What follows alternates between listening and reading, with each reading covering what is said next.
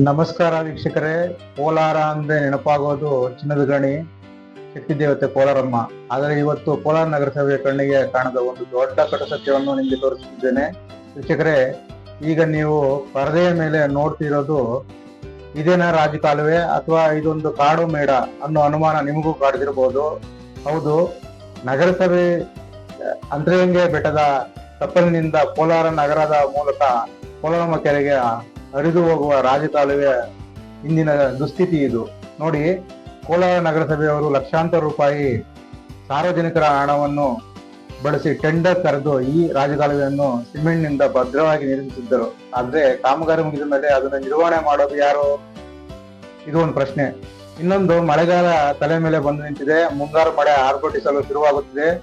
ಅಂತರಗಂಗೆ ಬೆಟ್ಟದಿಂದ ಹರಿದು ಬರುವ ಕೋಟ್ಯಾಂತರ ಲೀಟರ್ ನೀರು ಈ ಕಾಲುವೆ ಮೂಲಕ ಕೋಲಾರಮ್ಮ ಕೆರೆ ಸೇರಬೇಕು. ಆದರೆ ಇವತ್ತಿನ ಸ್ಥಿತಿ ಏನಾಗಿದೆ ಗೊತ್ತಾ? ಇಡೀ ಕಾಲುವೆ ತುಂಬಾ ಕಲ್ಲು, ಮಣ್ಣು, ಕಸ ಹಾಗೂ ದೊಡ್ಡ ದೊಡ್ಡ ಗಿಡಗಂಟಿಗಳು ತುಂಬಿ ಹೋಗಿವೆ. ನೀರು ಸರಾಗವಾಗಿ ಹೋಗಲು ಇಲ್ಲಿ ಜಾಗವಿಲ್ಲ. ಪರಿಸ್ಥಿತಿ ಹೀಗಿರುವಾಗ ನಾಳೆ ಏನಾದರೂ ಜೋರು ಮಳೆ ಬಂದರೆ ಈ ನೀರೆಲ್ಲ ಎಲ್ಲಿಗೆ ಹೋಗಬೇಕು? ನಗರಸಭೆ ಅಧಿಕಾರಿಗಳೇ, ಈ ನೀರು ಜನರ ಮನೆಗೆ ನುಗ್ಗಬೇಕಾ ಅಥವಾ ರಸ್ತೆಯ ಮೇಲೆ ನದಿ ತರ ಹರಿಬೇಕಾ?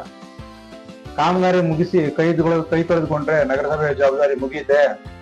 ಮಳೆಗಾಲಕ್ಕೂ ಮುನ್ನ ಈ ಕಾಲುವೆಯನ್ನು ಸ್ವಚ್ಛಗೊಳಿಸುವ ಕನಿಷ್ಠ ಜ್ಞಾನವು ನಮ್ಮ ಅಧಿಕಾರಿಗಳಿಗೆ ಇಲ್ವಾ ಅನ್ನೋದು ಸಾರ್ವಜನಿಕರ ಆಕ್ರೋಶ. ಜನರ ತೆರಿಗೆ ಹಣದಲ್ಲಿ ಟೆಂಡರ್ ನೀಡಿ ಕಾಲುವೆ ಕಟ್ಟಿದ್ದೀರಿ ಸರಿ, ಆದರೆ ಅದನ್ನ ಸ್ವಚ್ಛವಾಗಿ ಇಟ್ಟುಕೊಳ್ಳದಿದ್ದರೆ ಆ ಕೋಟಿ ಕೋಟಿ ಹಣ ನೀರಿನಲ್ಲಿ ಹೋಮ ಆಗೋದಿಲ್ಲವೇ? ಮಳೆ ನೀರು ಇಡೀ ನಗರ ಮುಳುಗಡೆಯಾಗುವ ಮುನ್ನ, ಅನಾಹುತ ಸಂಭವಿಸುವ ಮುನ್ನ ಕೋಲಾರ ನಗರಸಭೆಯ ಎಚ್ಚೆತ್ತುಕೊಳ್ಳಬೇಕಾಗಿದೆ. ತಕ್ಷಣವೇ ಈ ರಾಜಕಾಲುವೆಯ ಕಲ್ಲು, ಮಣ್ಣು, ಗಿಡಗಂಟೆಗಳನ್ನು ಸ್ವಚ್ಛಗೊಳಿಸಿ ನೀರು ಸರಾಗವಾಗಿ ಹೋಗಲು ದಾರಿ ಮಾಡಿಕೊಡಬೇಕು ಎಂದು ನಾವು ಈ ಮೂಲಕ ಒತ್ತಾಯಿಸ್ತೇವೆ. ಈ ವಿಡಿಯೋವನ್ನು ಹೆಚ್ಚು ಶೇರ್ ಮಾಡಿ.